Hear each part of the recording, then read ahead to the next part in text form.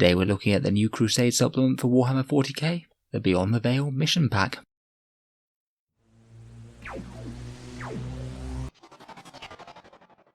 Hello and welcome back to Auspex Tactics, where today we're taking a look at the other expansion for Warhammer 40K that's available to pre-order from Games Workshop now.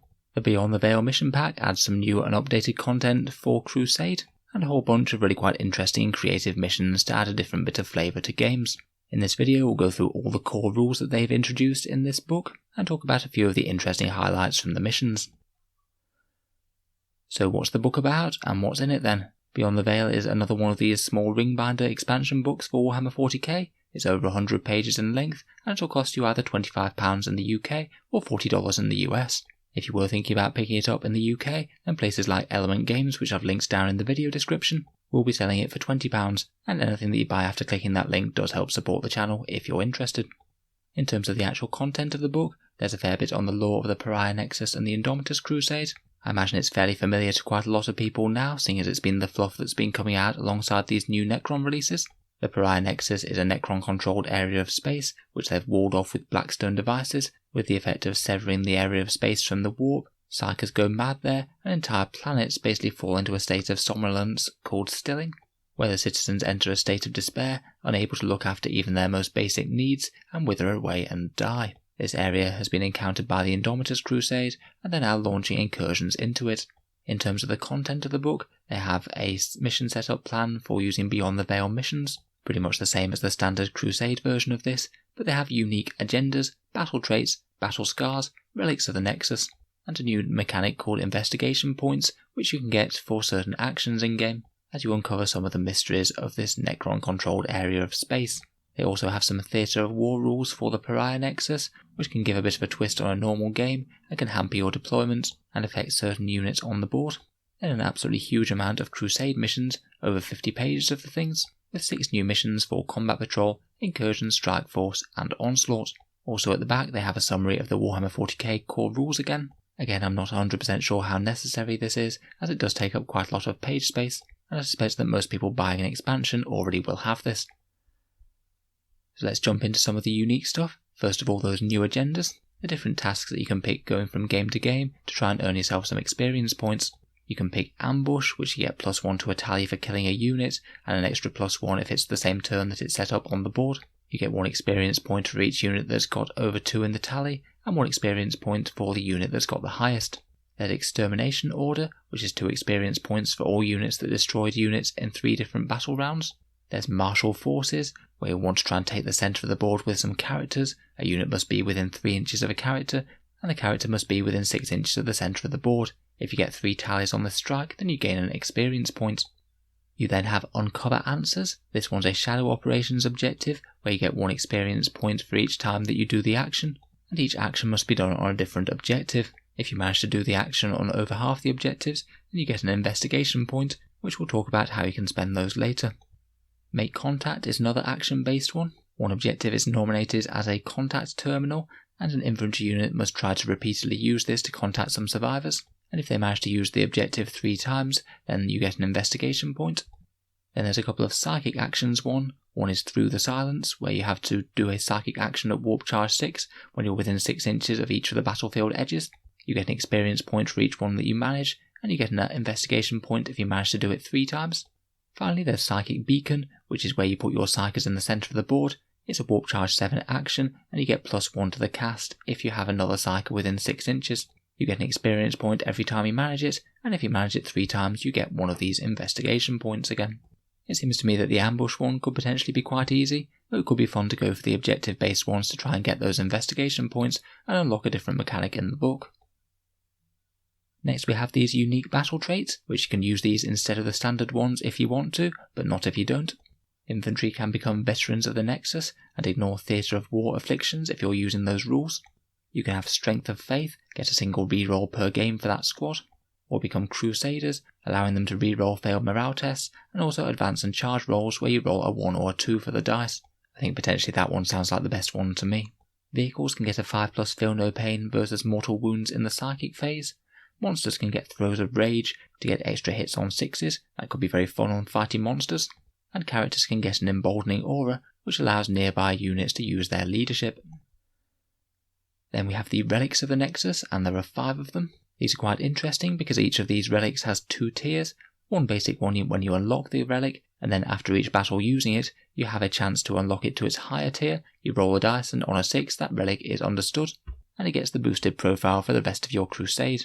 Necrons, being very good with Necron artifacts, add 4 to this roll, so they'll basically be unlocking their relics on the roll of a 2+. You can use investigation points to have a greater chance of unlocking the relic, though you do have to spend quite a lot of them. Firstly, you have the Blackstone Ankh, which is a 6+ Feel No Pain type save against mortal wounds that becomes a 5+ if it's unlocked. A Solar Shift Core, which allows you to reroll advance and charges, and if you unlock it, then the opponent gets no Overwatch and can't set to defend. Could be very good on some sort of Smash Captain. There's the Hieroptex Staff, which gives you -1 attack to an enemy unit within engagement range, which if you unlock it becomes all models within 6 inches. The Rod of Lambent Energy, which is a fairly weak close combat weapon to be honest, strength +2, AP -1 and damage 2, but it becomes +3 strength and 3 damage if you unlock it. Maybe could be a good one for a character that doesn't already have decent war gear. Finally, there's the Sphere of Darkness, which allows you to deny the witch as if you were a Psyker once per turn, and if you unlock it then you get +1 to that roll. Honestly, I think most of these are quite minor buffs. Probably the most fun sounding one is that Solar Shift Core, to have a dangerous character jumping into combats really quickly. Next up we have some unique battle scars, all of which can harm an enemy unit, but also help them in the same way as well. Infantry units can be unnerved. Every leadership test that they take automatically rolls a 6, but interestingly if an enemy unit comes out of reserve within 12 inches of them, they automatically get to run away d6 inches. Could actually help keep them quite safe if they don't want to be nearby a scary enemy unit. I do quite like the idea of them getting spooked and running away like that. Next there's Creeping Chill. They automatically pass morale, but they can't use any friendly aura abilities. And finally Frenetic, which means they must always declare a charge if they're within 12 inches of an enemy, but in combat any hit rolls of a 6 generate extra attacks with the same weapon. As you can imagine, Psykers don't get on well in the Pariah Nexus. They have Suffocating Madness. You have to roll 3d6 and pick the lowest 2 for psychic tests, but they can reroll wound rolls in melee. Characters can get a bit scared as well and have self-preservation. They have -1 leadership and -2 inches to their aura buffs, but they can reroll their hit rolls. Vehicles can have systems inertia, which means they always get the labouring machines affliction, which will come up in the Theatre of War section. It's essentially moving slower and having lower range, but they also ignore any mortal wounds from ranged attacks on the roll of a 4+. And finally monsters halve the number of attacks, but reroll their hit rolls. We mentioned investigation points a few times. These are earned through either using those agendas or certain missions, and you can spend them much in the same way as requisition points on this chart here. You can spend as many of them as you want to give you +1 to the dice roll to unlock an artifact, so you could basically auto-unlock it if you had 6. You can spend 2 of them to remove a battle scar, spend 3 of them to increase your supply limit in the normal way, 4 to gain a requisition point, 7 to gain one of those Relics of the Nexus, and 9 to gain a battle honour. I quite like them as a fun little mechanic to encourage you to take some of those different agendas and things. Next we have the rules for playing games themselves in Theatre of War Pariah Nexus. You can agree to use these rules to represent yourself playing in a Pariah Nexus game against your opponent. You get 1 strategic setback and 1 affliction, which I'd probably roll for on the D3 or D6 tables. The strategic setbacks generally hamper your deployment and setting things up, and to be honest I'm not sure how popular these will be just because they seem to be a bit of an admin chore. Disorientated approach means that you have to split each deployment zone in 3 as equally as possible. You roll a d3 for each unit when you set it up, and it has to drop in that respective section. Could mean that you have a bit of a random deployment for your units at the start of the game. The next one is Deferred Reinforcements. You can only bring in your reinforcements from Battle Round 3, and when they do come in, you just can't put them in within 12 inches of the enemy. And finally there's Faltering Deployment, where you split your army into 3 sections, you set one up, and the others must come in from strategic reserve next to your own board edge. These afflictions are more sort of special rules that impact certain units in your army, representing them being a bit demoralised from fighting in this gloomy Pariah Nexus. Smothering Silence makes Psykers worse, -1 to psychic tests and deny the witch, but they also can't perils, which I suppose isn't bad. Distilling could have a really big profound effect on a game. You get -1 to your advance and charge moves, and also -1 strength. That would affect melee armies far more than ranged armies though, to be honest. Unnatural Dread gives you -1 leadership to all units, and all units count as being less than half strength for the purposes of combat attrition. That one could make leadership just that little bit more of an issue for an army, rather than something just to ignore. Labouring machines we already mentioned. Vehicles and bikers have -3 inches to their move characteristics, and vehicles have -6 inch range to any weapons that are greater than 24 inches, or -3 inches to anything that's less. Black Zone will make invulnerable saves worse across the whole army, and Unnerved can mean that your infantry squads, when they're greater than 9 inches from characters, have to roll 2d6. If it's greater than their leadership, then they can't do actions, can't use the objective secured rule, and they can't use any stratagems. In general, I think that these are quite fun, but they do have the potential to really screw over one player more than the other, I think. Say for example, if you roll Smothering Silence and you happen to have an entire psychic army on one side and no psychics on the other team. Finally, we get to the mission pack. As I mentioned, 24 missions here, 6 for each of the game sizes, and to be honest I'm not sure it's worth covering every single one. In general, there's quite a lot of them that have asymmetric deployments, where you have a different deployment for the attacker and defender, and maybe slightly different objectives when they do. Generally the same as the main book, the winner often gets rewards such as RP or experience points to help their Crusade forces. A few of the ones with more fun mechanics that caught my eye are these. Abandoned District, one of the Onslaught ones, has you picking through an abandoned city with 12 buildings of area terrain arranged like a city block. Your units have to go through and investigate them for survivors and things.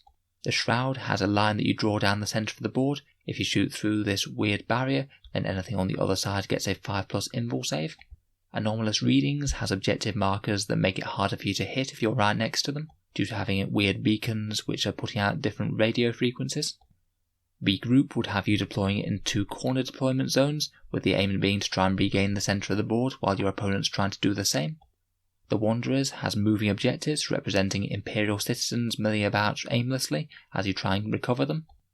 And Valley of Dread has objectives that really mess with leadership. If you're near them, then every leadership test that you have to take is automatically failed. Quite an interesting one that you might want to take the objectives to get the points, but also your troops are going to be easily scared away when they're there. So overall, I think a fairly decent amount of content for Crusade, and if you were after some new missions or a bit of a twist on the standard game, then this could be for you. If you have any thoughts as to the book, then please let me know as always down in the comments below. It'd be good to hear your opinions. And feel free to subscribe to Auspex Tactics, we'll certainly be continuing to review Games Workshop's books as they come out. Finally, if you'd like to help support the channel, I'd just like to mention that Element Games affiliate link, which you can find down in the video description. Element Games is a discount retailer within the UK.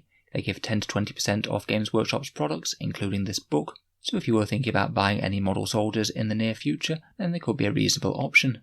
If you buy anything after clicking that link, a small amount goes to help support Auspex Tactics without costing you any more whatsoever. It can just be a way to help support the channel on things that you were going to buy anyway. I do have a very similar link for Amazon in the USA and Canada. That basically works exactly the same. Click on that and then search for anything that you want. Anything that you buy, a very small amount goes to help support the channel. In any case, hope you found the review useful, and thanks very much for listening. I'll hope to see you guys next time.